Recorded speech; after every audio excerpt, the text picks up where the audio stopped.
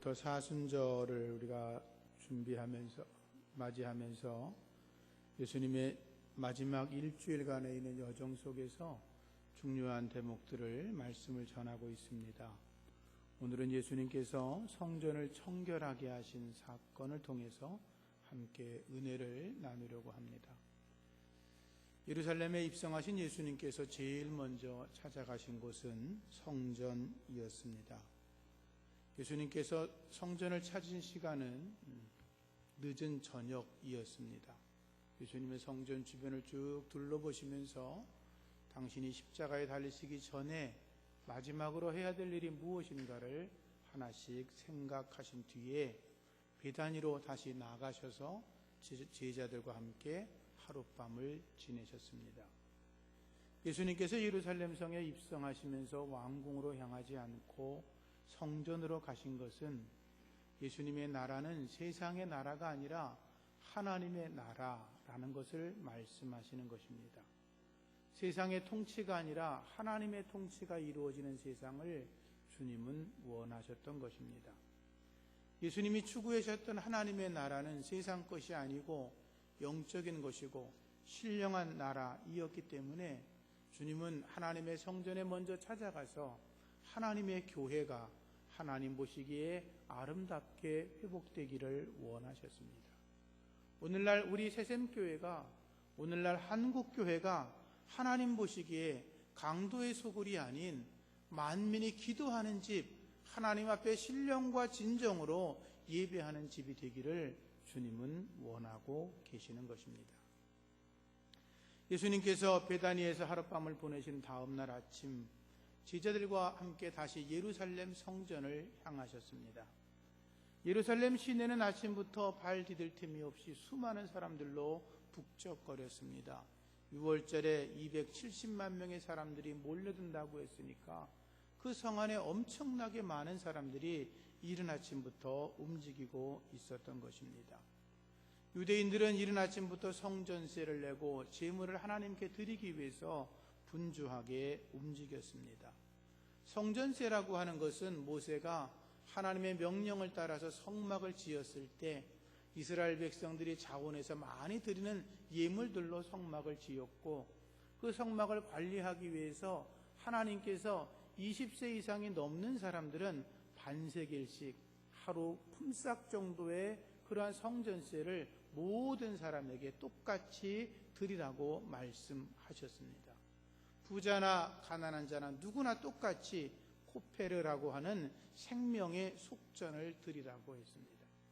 생명의 속전이라고 하니까 그러면 하나님 앞에 헌금을 드리면 죄가 용서받는 것이냐, 그렇게 이해할 수도 있는데 그것이 아니고 이스라엘 백성 공동체들은 하나님께로부터 구원받은 은혜가 너무나 감사해서 1년에 한 차례 성전세를 드리면서 하나님이 내 죄를 용서하신 것, 내 죄를 구속하시고 하나님의 백성 되게 하심을 감사합니다 라고 하는 그 고백으로 하나님 앞에 생명의 속전을 드렸던 것입니다. 그리고 그 성전세는 성막을, 또는 즉 이제 이스라엘 백성들이 성전을 지은 뒤로는 성전을 관리하고 보수하는 데 사용되어졌었습니다. 예수님 당시에는 성전세를 내지 않으면 그 재산을 압류하는 것이 합법화되어 있었습니다. 그래서 대제사장들은 6월절이 시작되면 한 달 전에 미리 성전세를 내라고 광고를 하고, 그리고 마을 부락마다 성전세를 받다가 그때까지 정해진 기간까지 성전세를 내지 못하면 6월절에 예루살렘 성전을 찾아와서 성전세를 내도록 그렇게 하였습니다. 그래서 수많은 사람들이 이른 아침부터 성전세와 그리고 제물을 드리려고 예루살렘 성전을 찾아갔던 것입니다. 성전은 여러 개의 뜰로 구성되어 있습니다. 맨 바깥쪽이 이방인들이 머무를 수 있는 이방인의 뜰입니다. 이방인의 뜰을 지나고 나면 여자들이 머무는, 유대인 여자만 머무는 여인의 뜰이 있었고, 그 안쪽으로 유대인 남자들이 머무는 유대인의 뜰이 있었습니다. 또 그 안쪽으로 들어가면 제사장들만 머물 수 있는 제사장의 뜰이 있었습니다. 그 안으로 더 들어가면 거기에 이제 성전이 지어져 있습니다. 그 안은 성소와 지성소로 구별이 되어 있습니다. 마치 믿음의 사람들이, 하나님을 알지 못하던 사람들이 하나님을 믿고 알게 되면서 하나님의 거룩한 지성소에 이르는 신앙의 여정과 같이 그렇게 성전을 만들어 놓았던 것입니다. 그 성전의 뜰들은 참으로 거룩한 장소였습니다. 그런데 그 성전의 뜰 거룩한 장소에서 예수님이 눈으로 본 것은 장사꾼들과 환전상이 거기에 모여서, 그리고 수많은 유대 백성들이 얽혀 있으면서 거기서 시끄럽게 떠들게 마치 시장터의 모습을 연상하듯이 거기서 장사가 벌어지고 있었던 것입니다. 예수님의 눈에 먼저 들어온 것은 환전상들이었습니다. 이 환전상들은 자리를 딱 잡고 있어가지고 그 지역에서 사용되고 있던 은화를 갈릴리에서 사용되는 화폐로 바꾸어 주면서 이득을 챙기고 있었습니다. 무슨 말이냐 하면 그 당시 예루살렘에는 로마, 그리스, 시리아, 페니키아 또는 페르시아 이런 여러 지역의 돈들이 함께 사용되어지고 있었습니다. 마치 우리나라가 지금 우리나라 돈을 쓰지만 외국인들은 들어와서 달러도 쓰고 엔화도 쓰고 루블화도 쓰고 이렇게 사용할 수 있는 것처럼 그런 식으로 그들은 거기에 통용되는 돈을 사용하고 있었습니다. 그런데 하나님의 성전에 드리는 돈은 아무 것이나 드릴 수가 없었습니다. 이방 사람들의 돈에는 그 이방 사람들의 왕들의 얼굴이 새겨져 있었기 때문이었습니다. 그래서 제사장들은 말하기를 이방인들의 왕들의 얼굴이 있는 건 그건 우상을 섬기는 것과 같기 때문에 하나님의 성전에 그것을 드릴 수가 없고, 유대인들이 사용하는 갈릴리 지역의 화폐는 우상의 얼굴이, 사람의 얼굴이 그려 있지 않기 때문에 그것만 드리도록 그렇게 규정을 하고 있었습니다. 겉으로 보기는 이방 우상들을 섬기지 않고 하나님만을 온전히 섬기는 화폐를 드릴 수 있도록 해서 매우 거룩하고 신성한 것처럼 보였지만, 사실은 제사장들은 그것을 환전하면서 거기서 수많은 부당이득을 그들이 챙기고 있었습니다.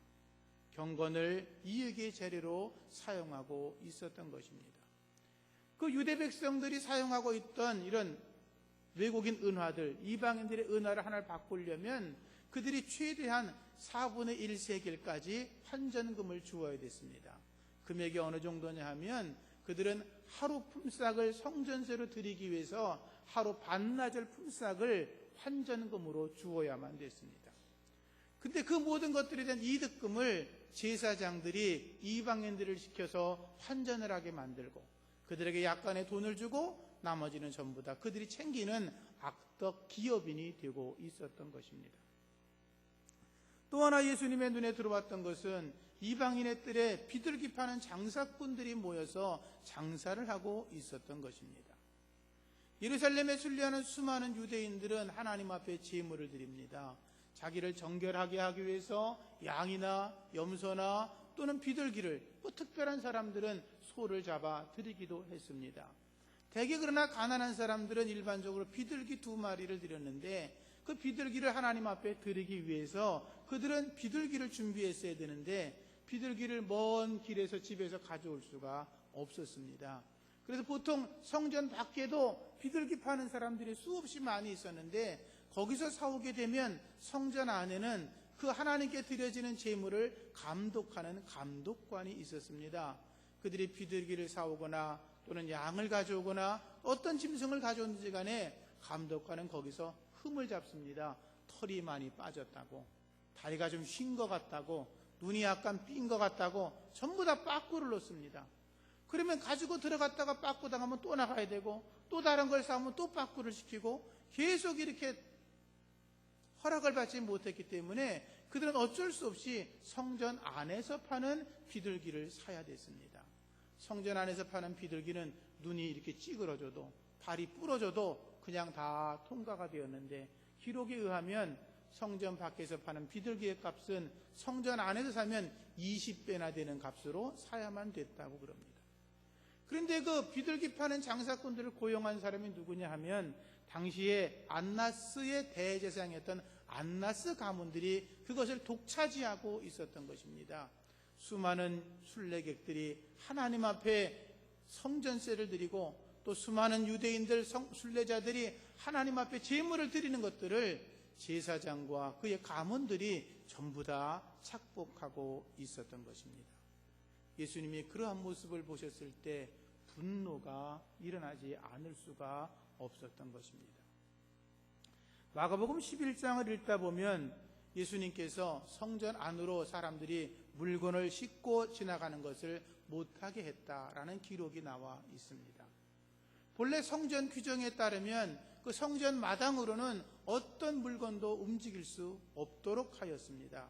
짐을 들어서도 안 되고 신발을 신어서도 안 되고 지갑을 들고 가서도 안 되고 발에 먼지를 털어야 되고 침을 뱉어서도 안 되었습니다. 그 길을 지름길로 삼아서 지나가도 안 되는 것이었습니다. 그런데 많은 유대 장사꾼들이 제사장들과 결탁을 해서 그 길을 지나갑니다. 짐을 가득 싣고 지나갑니다.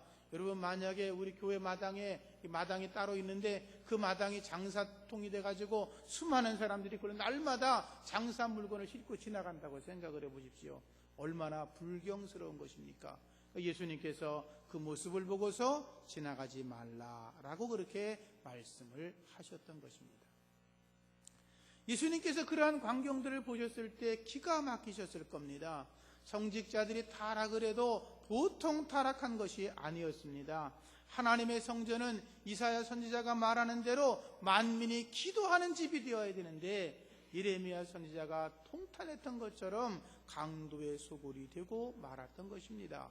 그래서 예수님께서 성전에서 매매하는 자들을 쫓아내시고 돈 바꾸는 환전상들의 상을 둘러엎으시고 비둘기 파는 사람들의 의자를 둘러엎으시면서 내 집은 기도하는 집이다 라고 말씀하시면서 너희가 어찌하여 강도의 소굴을 만들었냐고 그렇게 호통을 치신 것입니다. 사실 예수님께서 성전을 청결하게 하신 것은 이번이 처음이 아니었습니다. 예수님께서 지금 하신 이 사건의 말씀은 예루살렘 성 입성하신 그 다음 날 있었던 사건이고, 예수님은 사실 공생의 사역을 처음 시작하시면서 성전 청결을 하신 사건이 요한복음 2장에 기록하고 있습니다. 거의 똑같은 상황이 연출되고 있었습니다.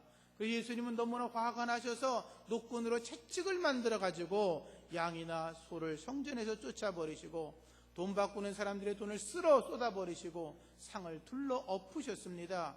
그리고 명령하시기를 너희들은 전부 다 나가버려라, 내 아버지의 집을 장사하는 집으로 만들지 말라고 예수님께서 호통을 치셨습니다. 그러자 유대인들이 말했습니다. 도대체 네가 뭔데 건방지게 여기 와서 이렇게 우리한테 난리를 치고 있냐? 도대체 내가 누군데 우리에게 어떤 표적을 보여줄 수 있다고 그런 짓을 하느냐? 라고 이야기했을 때 예수님께서 너희가 이 성전을 헐어버려라, 그럼 내가 사흘 동안 이것을 다시 일으키리라고 말씀을 하신 적이 있었습니다. 그런데 그 일이 있은 지 3년이 지났지만 여전히 그 성전 안에서 장사꾼들은 득실득실거렸고 하나님 앞에 예배하고 하나님 앞에 기도해야 될 그 집이 아주 썩어 문드러지고 악하고 더럽고 추악한 냄새가 나는 탐욕의 장소로 여전히 남아 있었던 것입니다. 그래서 예수님께서 분을 일으키시고 거룩한 분노를 터뜨리신 것이 오늘 성전 청결의 사건의 내용인 것입니다. 하나님 안에서 저나 여러분들이 더욱더 주의 뜻을 따라 살아가야 될 줄로 믿습니다. 교회는 물질의 탐욕에 빠지면 안 됩니다. 대제사장들은 하나님 앞에서 가장 거룩해야 될 자들이었습니다. 오늘날 목사도 마찬가지입니다. 그러나 그들은 물질의 탐욕에 빠져서 하나님 앞에 드릴 재물을 팔아 장사를 하고 환전상을 통하여 부당이득을 챙기면서 경건을 이익의 재료로 삼았습니다. 자기의 배만 불리는 탐욕스러운 짓을 감행하였습니다. 겉으로는 말하기를 내가 대제사장이다, 내가 가장 거룩한 자다, 너희들은 내 앞에서 하나님 앞에 거룩함을 보아야 된다고 이야기하면서 그들은 내가 영적 권위가 있으니 나한테 대들면 파멸될 거라고 이야기하면서 그들은 스스로 뒤쪽으로는 악한 일들을 행하고 있던 자들이 당시의 성직자들이었습니다. 어쩌면 오늘날 타락한 영적 지도자들의 모습과 조금도 다를 바가 없는 것 같습니다. 중세시대의 교황 인노센트 4세와 그 당시 최대의 신학자였던 토마스 아퀴나스가 만나서 교황청에서 이야기를 하고 있었습니다. 두 사람이 대화를 하다가 발코니에서 이런저런 이야기를 하는데 마침 마차 하나가 안으로 이렇게 들어오고 있었습니다. 그 마차에는 많은 돈다발이 담겨서 들어오고 있는 것이었습니다. 교황 인노센트 4세가 토마스 아퀴나스에게 이렇게 말을 했습니다. 보시오, 저 모습을 보시오. 얼마나 많은 것들이 교회로 들어오고 있어.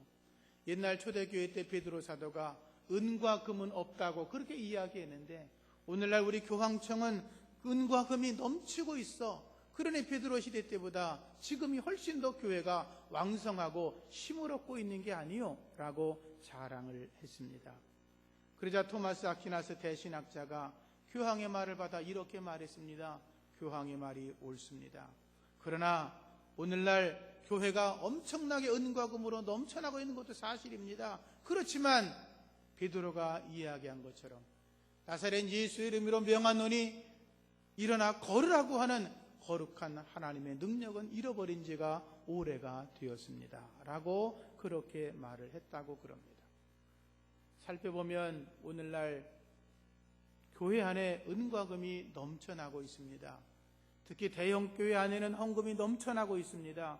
교회당들이 우뚝우뚝 세워지고 성직자들이 큰 교회를 자랑하고 좋은 차를 타고 다니면서 그리고 집회를 인도하고 다니면서 자기의 권위를 드러냅니다.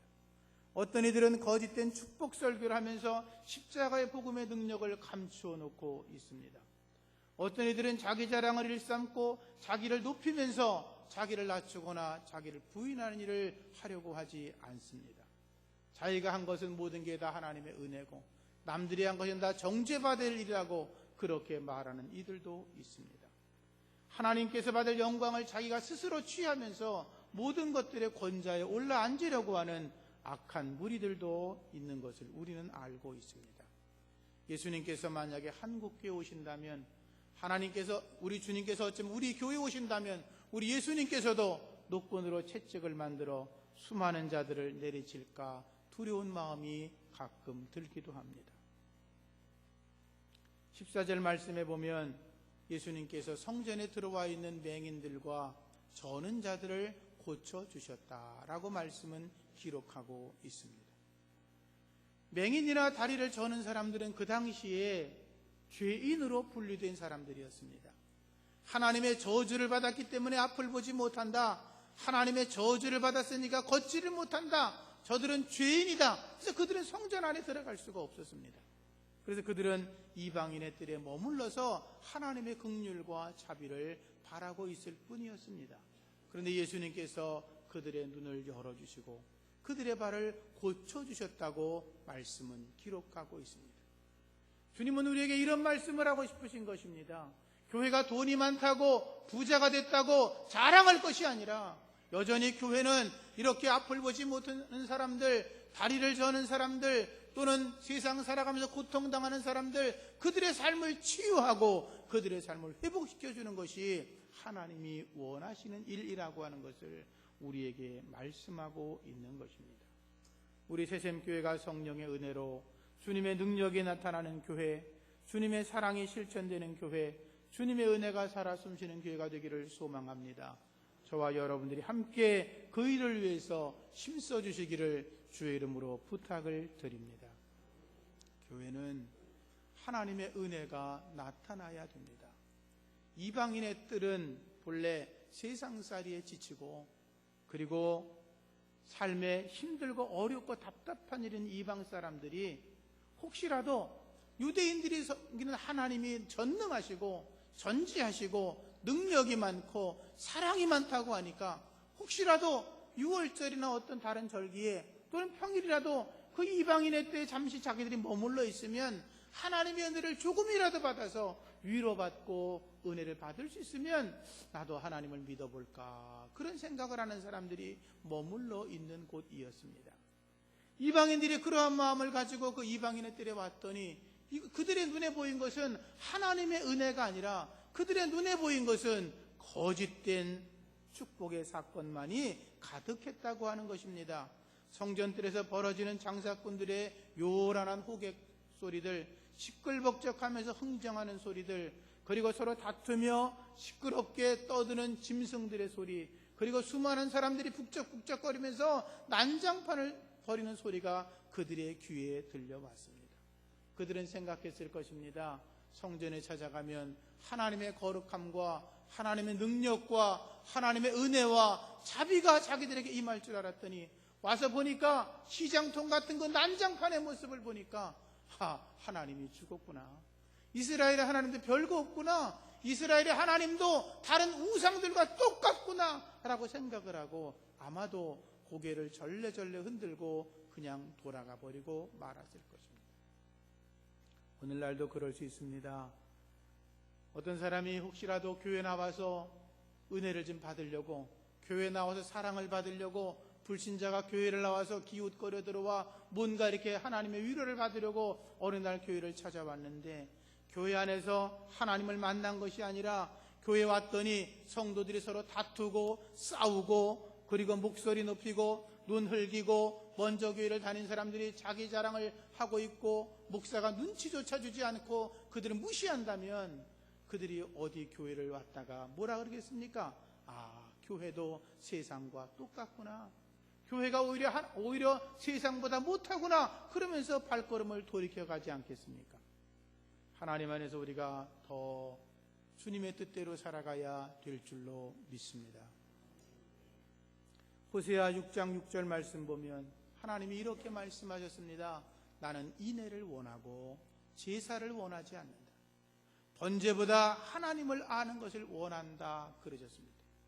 하나님이 그들에게 번제를 드리지 말라는 게 아니라 그들이 하는 번제나 화목제나 제사들이 너무나 형식적이고 위선적이고 거짓으로 가득 차 있는 것이었기 때문에 하나님은 그들에게 말씀한 겁니다. 내가 제사를 원하는 게 아니라 인애를 원하는 것이다. 너희가 번제를 드리는 것이 아니라 아버지 하나님의 뜻을 바르게 하는 것을 내가 원한다 라고 말씀하는 것입니다. 오늘 우리에게도 그렇게 말씀하실 수 있습니다. 너희들이 드리는 헌금을 내가 원하는 게 아니고, 너희들이 드리는 예배를 원하는 게 아니고, 너희들의 찬송을 원하는 게 아니라, 그 형식적인 것이 아니라 진실되게 하나님 앞에서 예배하는 거, 진실되게 거룩한 삶을 살아가는 걸 내가 원한다고 하나님이 말씀하고 계시는 것입니다. 하나님께서 이사야 선지자에게 이렇게 말씀하신 적이 있습니다. 너희의 무수한 재물이 다 뭐가 소용이 있느냐? 너희가 드리는 수많은 피가 무슨 소용이 있냐? 난 그런 걸로 기뻐하지 않는다.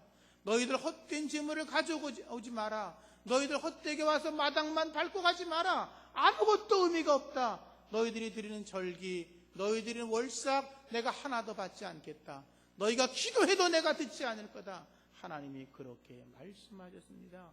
너희가 할 일은 오히려 너희 자신을 스스로 깨끗하게 하고 스스로 성결하게 하고, 그리고 너희가 목전에서 악을 버리고 그리고 선행을 배우고 정의를 구하며 학대받는 자를 도와주고 고아들을 신원해주고 그리고 과부들을 위해 변호하는 것이 너희들이 할 일이라고 하나님은 말씀하셨습니다.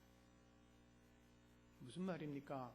껍데기만 예수 믿는 사람이 아니라 우리의 속 전체가, 우리 삶의 내용이 참된 그리스도인이 되라고 주님은 우리에게 말씀하고 있는 것입니다. 그렇게 살아가는 우리 모두가 되기를 주님의 이름으로 축복합니다.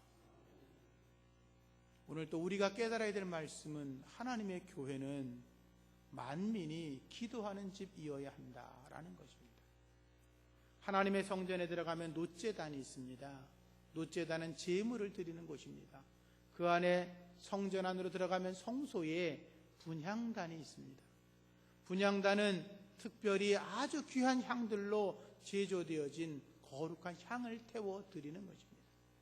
그 하나님께 드려지는 거룩한 향은 아침 저녁으로 태워 드리게 되어 있는데 그것은 성도의 기도라고 성경은 가르치고 있습니다.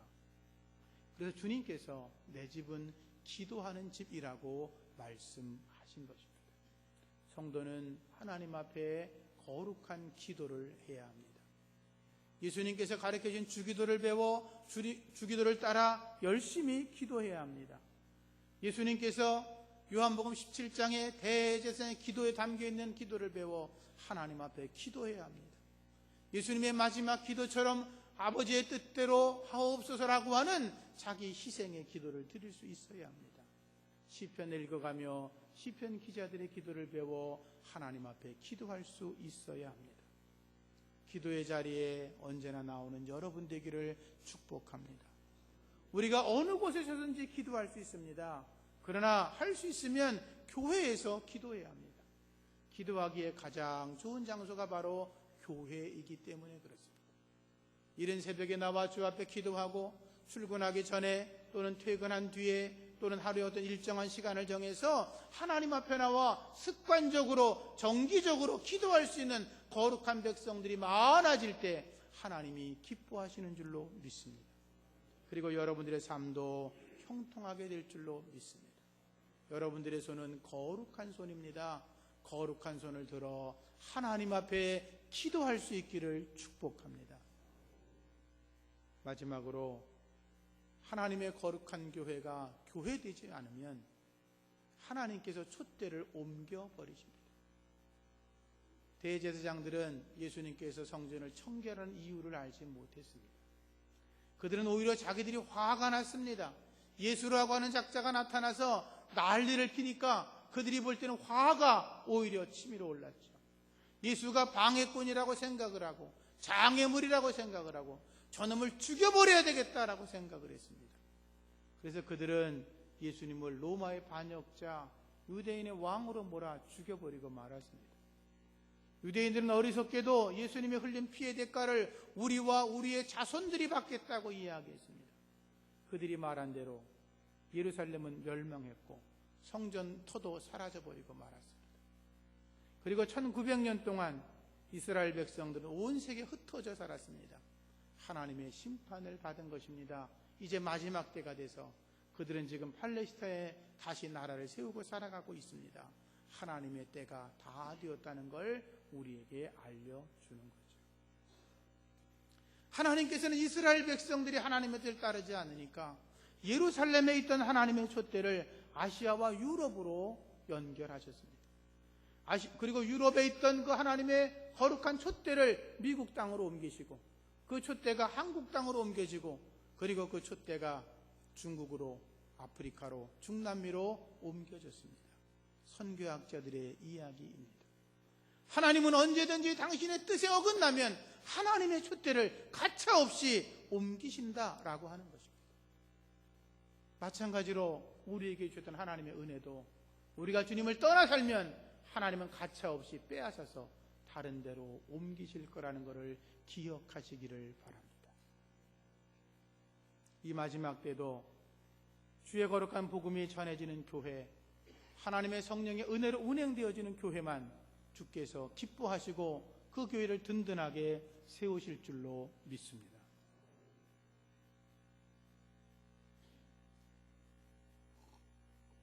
지난 1월 달에 기도원에 들어가서 기도하고 있을 때 한국중앙교회 임석선 목사님의 설교를 듣게 되었습니다. 그분은 영국에서 유학을 하신 분이시더라고요. 영국에 유학을 갔는데 교회를 정해야 되잖아요. 그래서 주변의 교회를 이렇게 다녀봤는데 유럽 교회가 거의 다 망하지 않았습니까? 가는 교회마다 모이는 인원도 별로 많지 않고 건물은 굉장히 큰데 모이는 사람도 별로 없고 목사님 설교도 그렇고 예배 시간에 은혜도 없고 자기 영혼을 이렇게 맡기고 출석할 만한 교회가 아니더랍니다. 그래서 몇 달 동안을 교회를 찾았는데 자기가 내 영혼을 맡기고 정말 섬겨야 되겠다 그런 교회를 찾지 못해서 안절부절하고 있다가 그날 또 한 주일도 기도하다가 소문을 듣고서 어느 교회를 찾아갔답니다. 겉으로 보기는 교회가 뭐 대단한 것 같지도 않고 좀 허스름한 것 같은데 들어가 보니까 3,000명이나 모여 예배를 드리는 아주 대단한 교회였다 그럽니다. 존 스타트라고 하는 아주 위대한 설교자 목사님이 계시는 교회였는데 아주 성도들이 은혜가 충만하고 성령이 충만하고 말씀을 듣는데 얼마나 은혜가 되는지 내가 이곳에서 내 뿌리를 받고 여기서 유학 기간 동안 있어야 되겠다. 그리고 모든 유럽 교회가 다 망가져 갔는데 어떻게 이 교회만큼은 3,000명이나 되는 사람들이 모여 예배를 드릴 수 있는가 하고 아주 놀랬답니다. 그래서 자기도 이제 앞으로 목회할 사람이니까 그 존 스타트 목사님 만나서 물어보았답니다. 목사님, 교회가 이렇게 부흥되는 비결이 무엇입니까? 무슨 대단한 이야기를 들을 거라고 생각을 했답니다. 근데 목사님이 이렇게 말씀하셨답니다. 나는 아침에 잠을 자다 눈을 뜨는 순간 5가지를 생각합니다. 첫째, 예수님이 나를 위해서 이 땅에 오셨다. 둘째, 예수님이 나를 위해 죽으셨다. 세 번째, 예수님이 나를 위해 부활하셨다.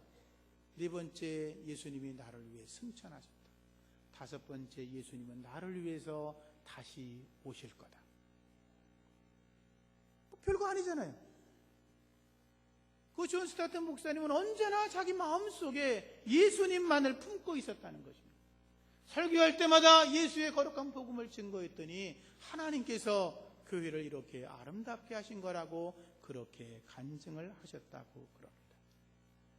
복음의 능력이 살아있는 교회가 하나님이 기뻐하시는 줄로 믿습니다.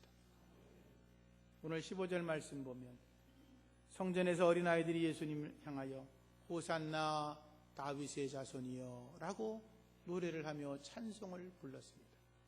그 소리를 듣고 있던 대제사장들이 기분이 나빴습니다. 예수를 향하여 말합니다. 저 아이들이 하는 소리를 듣고 있습니까? 저 아이들이 당신을 향하여 구원해 주라고 노래를 하고 있는데, 나를 구원해 달라고 이야기하고 있는데 얼마나 몰상식한 겁니까? 하나님을 모독하는 거 아닙니까? 못하도록 막으라고 그렇게 이야기를 했습니다. 그러자 예수님께서 말씀하셨습니다. 어린아기와 젖먹이들의 입에서 나오는 찬미를 하나님이 온전하게 하셨다는 말을 들어보지 못했느냐 라고 말씀을 하십니다. 무슨 말이냐 하면 사실은 대제사장들이 이렇게 말해야 옳습니다. 많은 사람들에게 여기 계신 분이 예수인데 이분이 하나님의 아들이십니다. 이분이 구원의 주님이십니다. 이분이 길과 진리와 생명이십니다. 예수가 부활이요 생명입니다. 여러분들이 나를 따를 게 아니라 이 예수님을 따라 예수를 믿어야 영생을 얻고 죄 용서함 받고 구원을 얻는다고 그렇게 말해야 될 사람들이 대제사장과 서기관들이었습니다. 그런데 그들이 입을 다물고 예수를 죽이려고 하고 있습니까? 오히려 철모르는 어린아이들이 예수님을 향하여 호산나 나를 구원하여 달라고 찬송하고 있었던 것입니다. 그리고 하나님은 그것을 온전하게 하셨다고 주께서 말씀하신 것입니다. 사랑하는 성도님들, 이 마지막 때 교회가 복음을 전해야 될 줄로 믿습니다. 이 마지막 때 하나님의 사랑을 받는 우리 모두가 복음을 증거해야 됩니다. 우리 주변에 하나님을 알지 못하고 지옥으로 치닫고 있는 사람들에게, 멸망의 길로 달려가고 있는 사람들에게 예수를 믿어야 된다고, 예수 안에 구원과 생명이 있다고 그들에게 참된 복음을 전해야 될 줄로 믿습니다. 예수님을 믿으면 복 받는다고 가르칠 것이 아니라 당신이 예수를 믿어야 죄에서 용서함을 얻고 하나님의 나라 천국을 소유할 수 있다고 그렇게 전해야 될 줄로 믿습니다. 사랑하는 성도님들, 이 마지막 때 주님께서 우리 교회에 오시면, 아니 또 다른 여러 교회를 가시면 얼마나 책망하실지 두려워하는 마음으로 주님을 섬겨야 될 줄로 믿습니다. 기도하겠습니다. 하나님 아버지, 오늘날 많은 교회들이 물질의 탐욕에 빠져 하나님을 떠나고 있는데, 겉으로는 하나님을 예배한다고 웅장하고 거대한 예배당을 지어놓지만 속으로는 만민이 기도하는 집이 아니라 거짓된 축복을 이야기하고 가르치는 교회들로 되진 않았는지 돌아보게 하여 주옵시고, 또 부족한 종과 우리들이 우리 인간의 욕망과 우리의 삶을 원하여 살아가지만 하나님을 온전히 예배하지 않는 탐욕의 마음으로 살아가고 있지 않은지 돌아보게 하여 주시옵소서. 그리하여 주님 앞에 우리가 거룩한 손을 들어 기도하게 하시고 성령의 은혜를 쫓아 언제나 순종하게 하시며 땅끝까지 이르러 십자가의 복음을 전할 수 있는 교회, 그러한 성도가 되게 하여 주시옵소서. 어두운 세상 속에서 하나님의 빛을 드러내는 등대와 같은 우리들이 되게 하여 주옵소서. 예수님 이름으로 기도합니다.